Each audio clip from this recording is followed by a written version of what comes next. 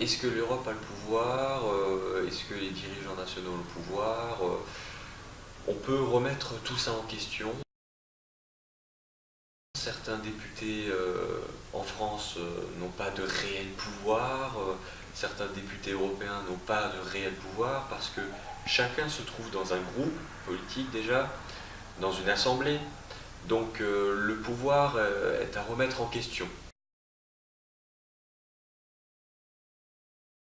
Je pense que justement les initiatives citoyennes permettent aux citoyens de se réapproprier ce pouvoir d'action au niveau local.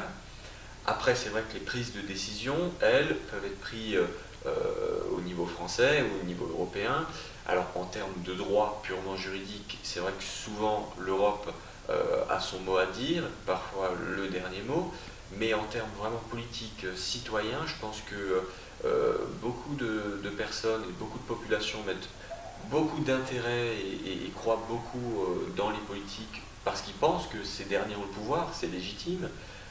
Les élections, les campagnes permettent aussi de favoriser cette pensée que les politiques ont le pouvoir sur beaucoup de choses. Je pense que si on interroge des élus, beaucoup nous diront qu'ils n'ont pas vraiment de pouvoir si étendu que ça, parce qu'ils se trouvent chacun dans des groupes, ils doivent aussi faire des compromis. Donc je pense que les initiatives citoyennes, ça permet justement de rétablir ça, c'est-à-dire de montrer aux citoyens qu'eux-mêmes peuvent agir au moins localement. Le pouvoir de l'initiative citoyenne, le premier pouvoir, je pense que c'est un pouvoir très concret. Je pense que les citoyens ne se rendent pas compte que parfois ils peuvent s'affranchir des élus pour mener des petites actions locales et qui sont très structurantes pour les territoires. Et les élus parfois attendent des citoyens qu'ils le fassent. Et ensuite, les élus peuvent légitimer les citoyens dans ces actions-là. Je pense que c'est important. C'est important que les citoyens se rendent compte qu'ils peuvent agir et que les élus sont après derrière là pour les soutenir. C'est ça le pouvoir des élus, c'est de soutenir aussi des initiatives. Ensuite, les initiatives citoyennes sont aussi là, dans le sens un peu inverse, parallèle en tout cas, d'amener des choses aux élus.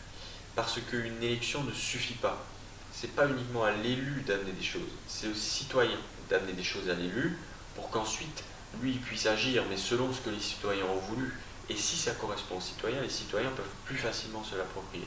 Donc je pense que les initiatives citoyennes permettent ça, c'est-à-dire d'avoir ce lien avec les élus qui ne doit pas être perdu, parce qu'il se perd souvent après les élections, enfin les campagnes électorales. Il ne faut pas qu'il soit perdu. L'élu a besoin de ce lien, parce que sinon il n'a plus de pouvoir. C'est un grand sujet, je pense que beaucoup de personnes souhaitent déjà faire une France, par exemple, citoyenne. Chaque pays aimerait déjà que la citoyenneté soit renforcée dans leur pays. Alors c'est important, mais l'Europe citoyenne, je pense qu'elle se fait par des canaux un peu différents de ce qu'on pourrait penser.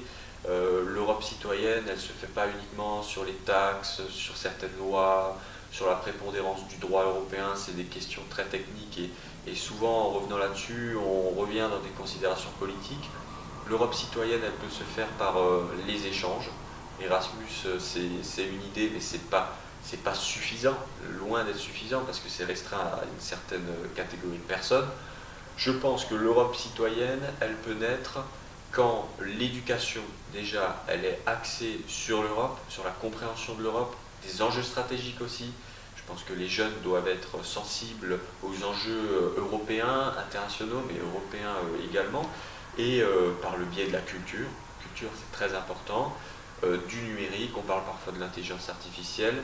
En faisant ces réunions d'Européens autour de thématiques, que ce soit culturelles ou un peu transversales, c'est-à-dire allier la culture et l'économie, mais pas uniquement des questions de loi, de taxes, etc., on peut faire cette Europe-là.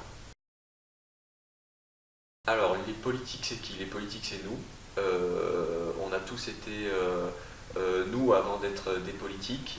Les politiques actuelles étaient aussi au tout début à notre place, on va dire. Alors les politiques font la loi, oui. L'administration a aussi un rôle important, je pense, dans les faits. Vous pourrez demander à des parlementaires, certains rapports parlementaires ne sont pas écrits par des parlementaires, par exemple.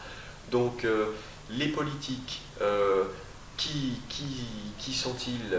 Ce sont des personnes qui, au fur et à mesure d'une démarche, ont compris qu'ils pouvaient avoir du pouvoir ou un intérêt à agir de la sorte. On peut faire de la politique différemment. C'est-à-dire que pour moi, les politiques, c'est aussi des gens dans les associations. Et les politiques, c'est des personnes qui ont du pouvoir, de l'influence et certains champs d'action dans la société. Donc les politiques, c'est autant un député qu'un président d'association ou qu'un président de think tank ou d'association de réflexion. Je pense qu'il faut qu'on étende notre champ de considération des politiques. Beaucoup de parlementaires s'associent à des présidents d'associations. Je pense que c'est très bien. Donc la politique, c'est une voie, politique plus classique, hein, comme on l'entend, c'est une voie pour faire de la politique. Mais les associations, dans la cité qu'on forme, c'est aussi de la politique avec un grand P. Donc la politique, c'est un peu, les politiques, c'est un peu nous tous.